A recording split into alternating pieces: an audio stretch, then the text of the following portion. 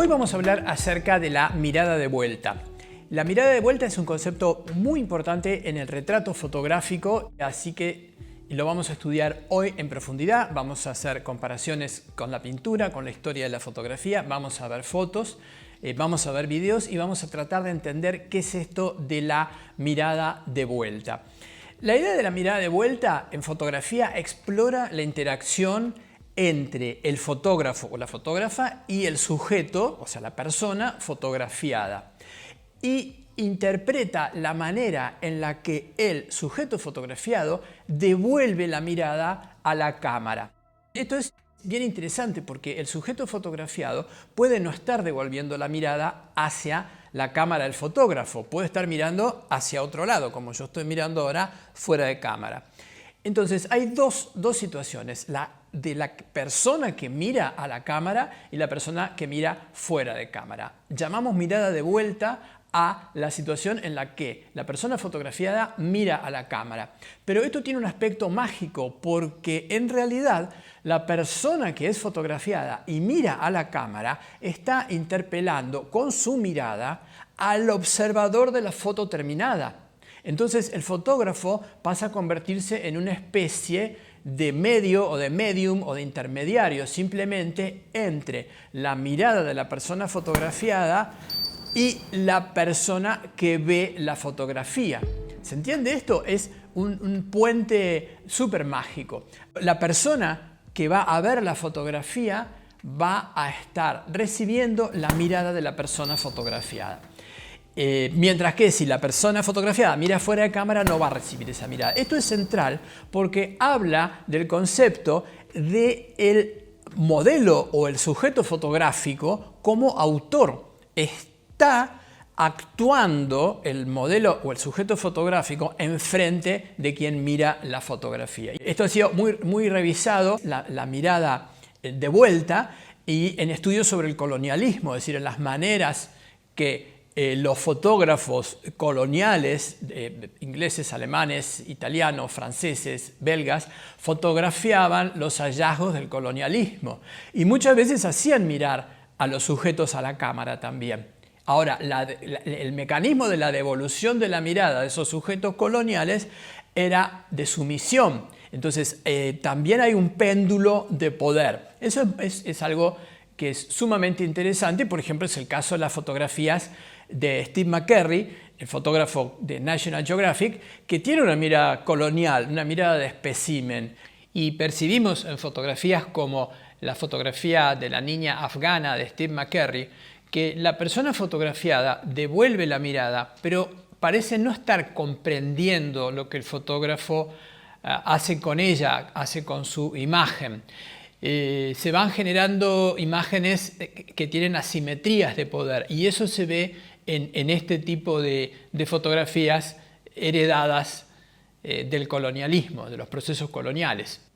En la fotografía específicamente de retrato siempre hay un contrato previo, una relación previa entre quien toma la fotografía y quien es fotografiado. Y dentro de ese contrato está la dirección de la mirada. Es el fotógrafo que va a decidir si la persona va a mirar dentro de la cámara o va a mirar fuera de la cámara.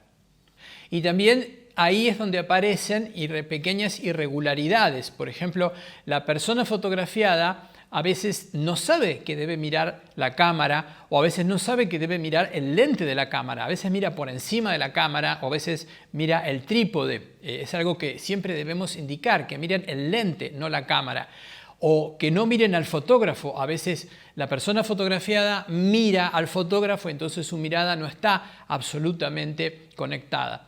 En otros casos, la persona fotografiada no ve la cámara simplemente porque la cámara está oscura. Yo ahora estoy viendo la cámara que me está grabando bastante oscura. De forma que ahí hay una situación que genera pequeñas irregularidades, pequeñas tensiones que las podemos aprovechar o no, pero que debemos saber que existen. En otro caso, la mirada está dirigida hacia el lente de la cámara, pero la cabeza no. Es decir, puede estar así como yo estoy ahora, mi cabeza apunta fuera y mis ojos apuntan a la cámara. Entonces vean que se da una situación diferente que si yo miro directamente a la cámara con el hueso frontal paralelo al plano focal. Y vean lo que ocurre si yo me desplazo o hago algún tipo de gesto en el que la mirada está dirigida a la cámara, pero la cabeza no está apuntando a la cámara. Esto es otra cosa que debemos tener muy en cuenta al hacer retratos. Para que una persona mire a la cámara, yo le digo, mira el lente, mira aquí. Y a veces le señalo y le toco el lente por delante diciéndole, mira, acá está el mundo, acá está el público que te va a ver, acá hay miles de personas que van a ver tu cara y a ellas tenés que tratar de cautivar y de convencer y de mirar. Pensá que el mundo está en este lente y lo toco. Y entonces la persona sabe que tiene que mirar ese lente, ese punto central del lente, y que el mundo exterior y los ojos del espectador están ahí. Y otro punto interesantísimo es la convergencia de la mirada. ¿Qué es la convergencia de la mirada? Cuando nosotros estamos fotografiando a una persona a corta distancia, con un lente corto, con un lente normal, por ejemplo, a menos de 1 metro, a menos de 80 centímetros, los ojos van a converger de esa persona.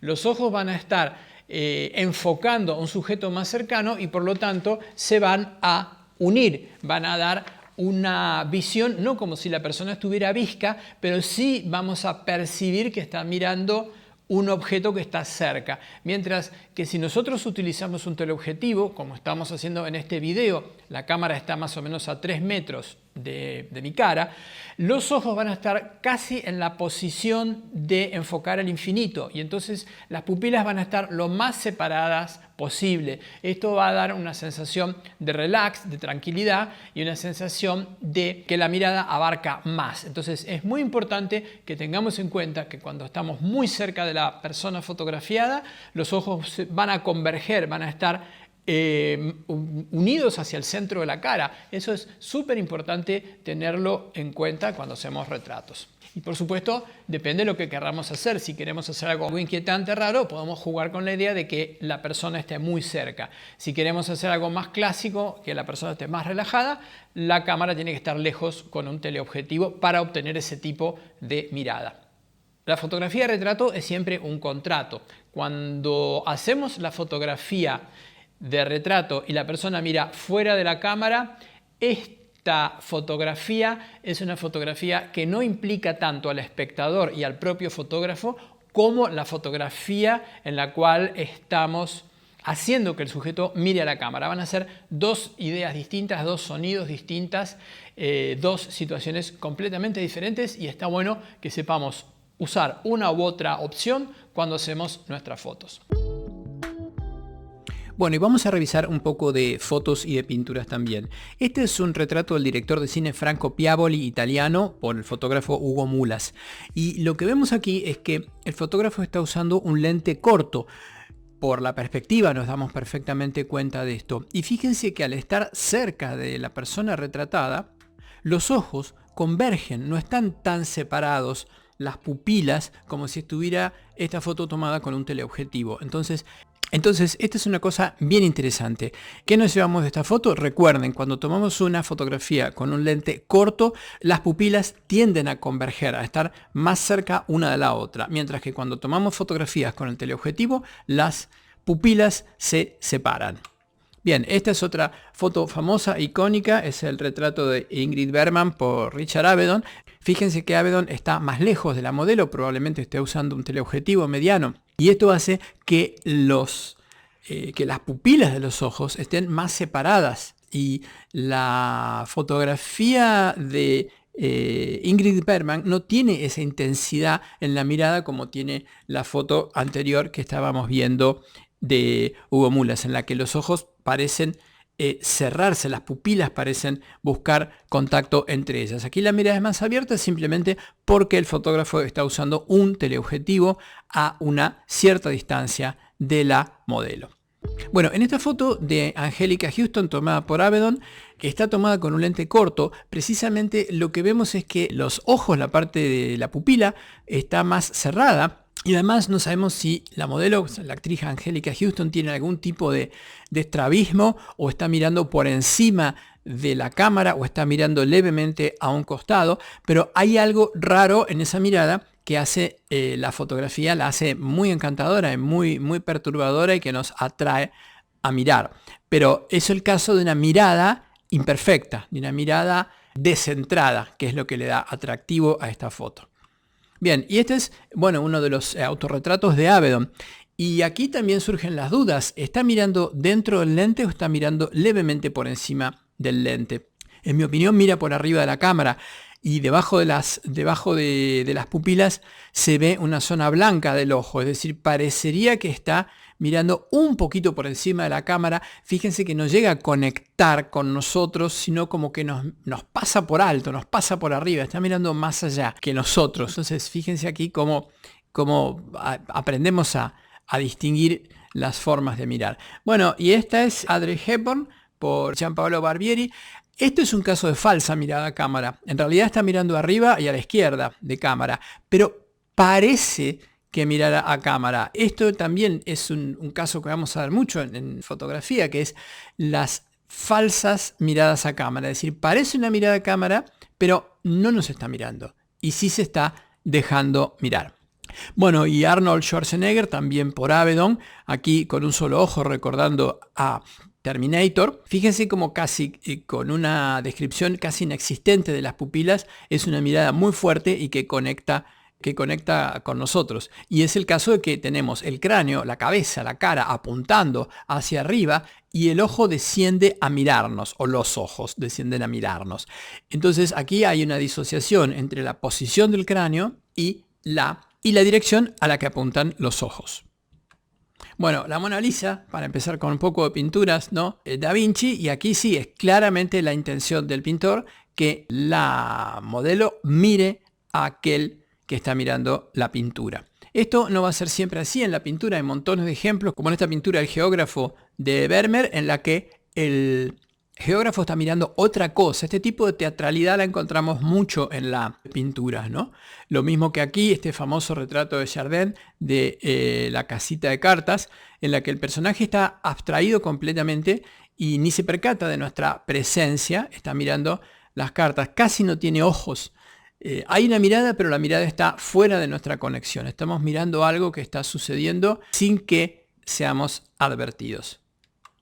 También esta es otra pintura de Chardin, del estudiante dibujando, y aquí ni siquiera tiene cara, ¿no? El personaje. Entonces, pero hay un esbozo de mirada, es como que entendemos que está mirando lo que pinta. Sin embargo, no hay cara. Esta sería otra variante interesante también de la mirada de vuelta. En este caso la devuelve a lo que él está haciendo. Bien, y Sorolla, aquí vemos este famoso paseo a la orilla del mar. El personaje de la izquierda no tiene mirada, tiene deliberadamente tapados los ojos, y el personaje de la derecha está mirando por debajo del pintor, está mirando por fuera, es decir, no establece ninguna conexión con el espectador. Están ensimismadas ambas mujeres en su mundo. Bien, y este es un retrato maravilloso, es un retrato de Velázquez de Juan de Pareja. Juan de Pareja era un asistente, esclavo de Velázquez, y en este caso está mirando decididamente al pintor, decididamente al ojo del pintor, y vean cómo está la cabeza, no está apuntando de frente, o sea, la cabeza está orientada de 3/4, está apuntando afuera del cuadro, pero los ojos nos miran en nosotros, es como si el personaje hubiera estado mirando afuera y repentinamente nos dirige una mirada, y esa es la mirada la que le da fuerza a la imagen. Es un retrato maravilloso de Velázquez. Bueno, el famoso Blue Boy de Gainsborough aquí mira también adentro. Aquí nos están mirando en forma directa. Si fuera una fotografía diríamos que mira a la cámara, y bueno, estos modos de colocar a los personajes y hacerlos mirar después van a ser heredados por la fotografía, que va a ser inventada unas pocas décadas después de que fue pintado este cuadro. Finalmente aquí tenemos esta fotografía de Jeff Wall. Este es un experimento sobre la visión y sobre el ángulo de la mirada. Es una fotografía fantástica, y también la mirada de la mujer parece que nos está mirando, pero también parece que está mirando un poco hacia arriba. También parece una mirada levemente estrábica. También parece estar posando los ojos de forma artificial en algo que le han indicado que haga. Y bueno, y en el centro el ojo el ojo de la cámara. Aquí otra fotografía famosa de Jeff Wall, Adrian Walker, en la que en la mirada, los ojos no existen. Entendemos que hay una mirada por la posición de la cabeza y por el fragmentito de ojo que se alcanza a ver y por los anteojos. Y se parece mucho a la pintura de Chardin, la del estudiante dibujando, ¿no? Evidentemente tiene conexión con esa obra. Jeff Wall es un fotógrafo que interpreta mucho la idea de las miradas. Aquí hay otra famosa fotografía, es una puesta en escena. Jeff Wall hace esto de puestas en escena, parece que fuesen fotografías callejeras, pero en realidad son fotos puestas en escena y ensayadas y coreografiadas hasta el último momento. Y fíjese las tres miradas, ¿no? La mirada del hombre oriental, la mirada del hombre de barba que parece burlarle sus ojos rasgados y la mirada de la mujer que mira a cualquier otro lado y, por supuesto, nadie mira a la cámara. Y bien, finalmente esta imagen de Diane Arbus en la que las mujeres son conscientes de estar dando su rostro a la cámara, pero tienen las miradas cruzadas. Esas son dos figuras simétricas, una mira izquierda, otra mira derecha, las dos por encima, y evidentemente es una mirada teatral. Y los que siempre miran adentro de la cámara son los niños. Parece increíble que saben que tienen que mirar adentro de la cámara, adentro del lente, en esta foto magistral de Diane Arbus. Así que bueno, nos quedamos con estas dos niñitas que nos miran fijo a los ojos y espero que les haya gustado esta clase acerca de la mirada de vuelta. Mirando a estas niñitas que nos devuelven nuestra mirada. Espero que les haya gustado este video y nos vemos en el próximo tutorial.